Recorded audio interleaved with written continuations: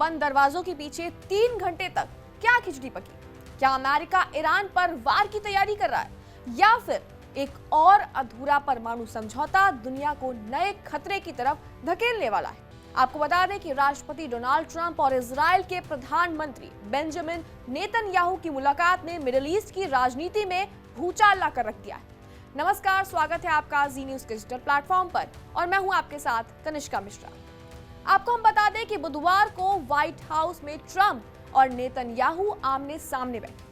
3 घंटे लंबी बैठक चली और ये पूरी तरह बंद कमरे में हुई। ना कोई संयुक्त प्रेस कॉन्फ्रेंस, ना कोई साझा बयान। अब सवाल उठता है, क्या कुछ बड़ा तय हुआ है? ट्रंप ने साफ कह दिया है कि वो ईरान के साथ बातचीत जारी रखना चाहते हैं। उनका मानना है कि अगर डील हो सकती है तो वही बेहतर रास्ता है।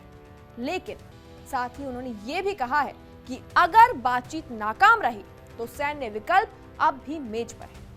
ट्रंप ने पिछले साल, आपको बता दें, कि ऑपरेशन मिडनाइट हैमर का जिक्र किया था, जब अमेरिका ने ईरान के न्यूक्लियर साइट्स पर हमला किया था।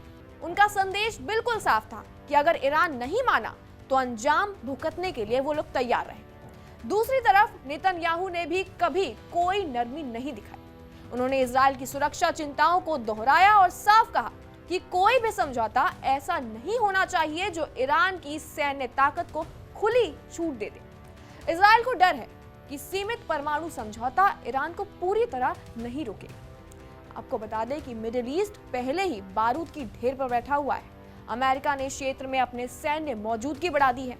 एक नया विमान वाहक पोत भेजने की तैयारी की खबरें सामने आई। ये सिर्फ कूटनीति नहीं, ये ताकत का प्रदर्शन भी है।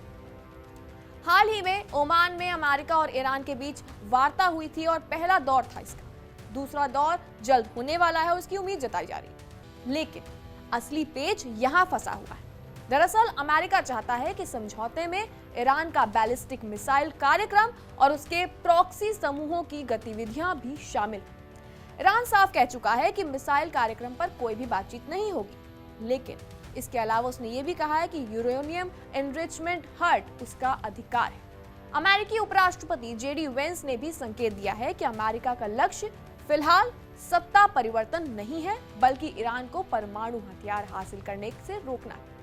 लेकिन अगर कूटनीति नाकाम रही तो अन्य विकल्प यानी कि बाकी के विकल्प भी खुले हुए हैं और दुनिया जानती है कि इन सारे अन्य विकल्पों का मतलब असल में क्या होता है। रिपोर्ट्स के मुताबिक कि अगर अमेरिका और ईरान के बीच समझौता नहीं होता है तो अमेरिका और इजराइल संयुक्त सैन्य कार्रवाई पर विचार कर सकते हैं। तो अब सवाल उठता है, क्या दुनिया एक और बड़े संघर्ष की ओर बढ़ रही है, या फिर क्या बातचीत से हल निकल पाएगा, या फिर मिडिल ईस्ट में फिर से जंग की आवाजें गूंजेगी? फिलहाल व्हाइट हाउस की इस 3 घंटे की बैठक ने यह संकेत तो बिल्कुल साफ दे दिया है कि आने वाले दिन बेहद अहम और खतरनाक साबित हो सकते हैं, दोनों इजराइल, अमेरिका और ईरान के लिए भी।